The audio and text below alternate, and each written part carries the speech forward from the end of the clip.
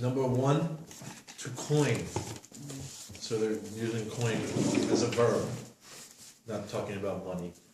To coin something, usually to coin a term, means you create this term. You are the first one to come up with it. You are the first one to give it this name.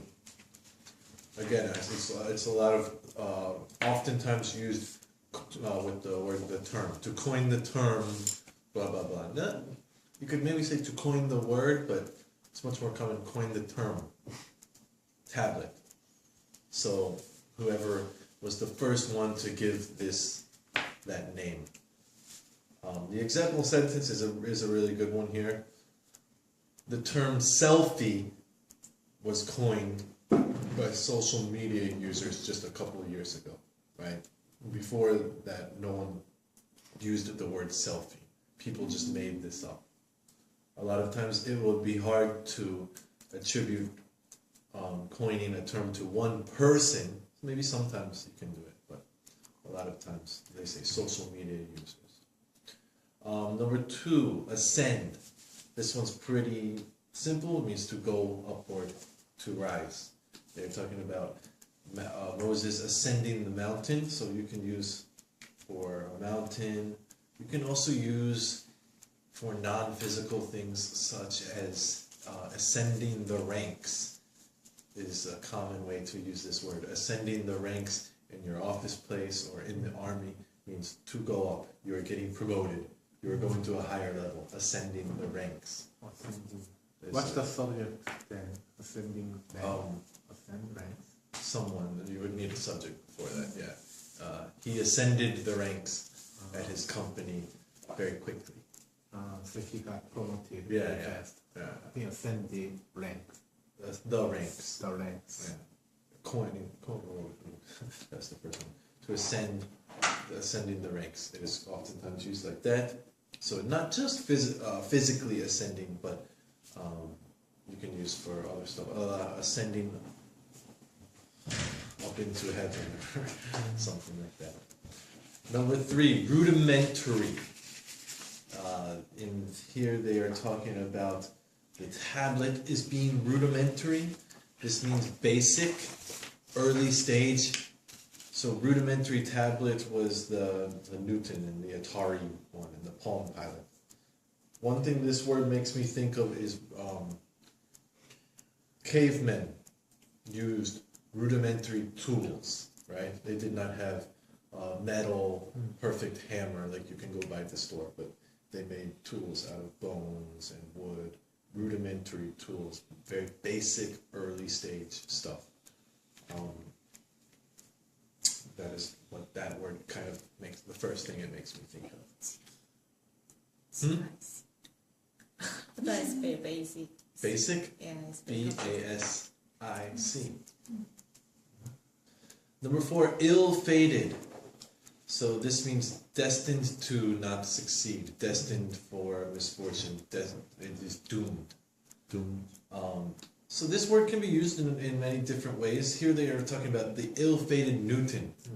The Newton, this product, it did not end up working. It was ill-fated. It was not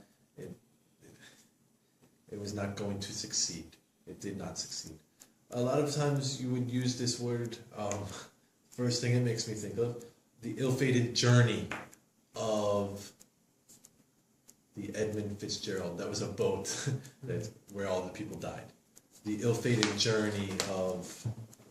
an ill-fated journey means not everyone came back alive. There was some misfortune with this ill-fated journey.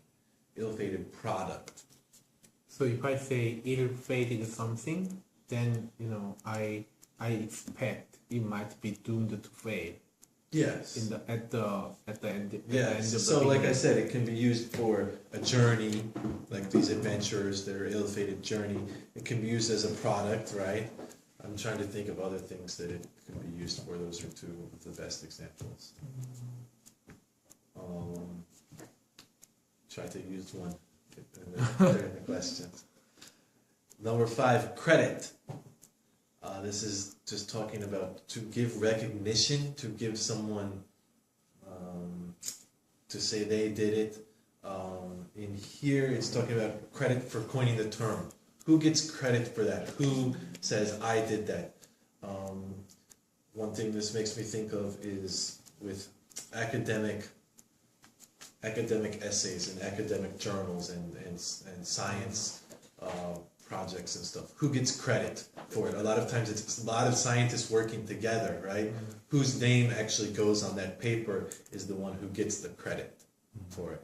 Sometimes you can steal credit from someone else and take their work and steal credit from them. To credit someone means to give them recognition, to recognize them. And last one, number 6, resemble. To look similar to have a likeness. Where did they use it in this one? It kind of resembles a laptop.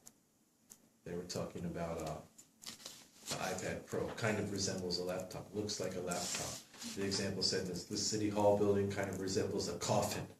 It looks creepy. So this, when you look at the City Hall building, it looks like a coffin. To resemble. A lot of times it is used for people too. You resemble your mother. You resemble your father. Yeah. You resemble some star, or you look like this singer. You look like you resemble. Any questions with those 6 words? Is it possible to use resemble like some character? Yeah, you resemble Doraemon or something like that. 도레몬? 도라에몽. 도라에몽. What? You not no cartoon. Okay, then what? Like who's someone character? Yeah. Personality. Yeah, Oh, personality. a cartoon character. Yeah. Not really. Resemble is talking about what it looks like. So when you're talking about people, it's talking Appearance. about appearance. Okay. And it is most commonly used. You can say, "Oh, you resemble George Clooney. You resemble whatever, Kim Yana, whatever." But when we're talking, I don't know why, but usually when we say like that, we usually just say "look like." Oh, you look like George Clooney. Oh, you look like Kim Yana. And resemble to me sounds more natural for stuff like your father. Oh, you really resemble your father. You really resemble your mother's side of the family. You really resemble your brother. It is more. I don't know why. Just that's how we use the word more. But if you wanted to be easy, just always say "look like." Oh, you look like your father. You look like George Clooney, because that you can use in both instances. Resemble as well, but if you say, "Oh, you resemble George Clooney," it just sounds a little bit strange to me for some reason. When we're talking about some, I guess maybe because the family is someone that you know and it really makes sense, and there's a reason for that. So we use the word resemble. But when we're talking about some star or something, it's more far-fetched, so we just say "look like." I don't know why. That would be my guess. Any questions? Can I have Yes. one? Yeah, of course. You said it's resemble is same, just look like appearance. But how about look like? Can I use look like as you look like very. Yeah, that's okay. That's another reason why "look like" might be just easier, because you could use "look like" for Some personality. you look like a kind person. Yes. You look like Yeah.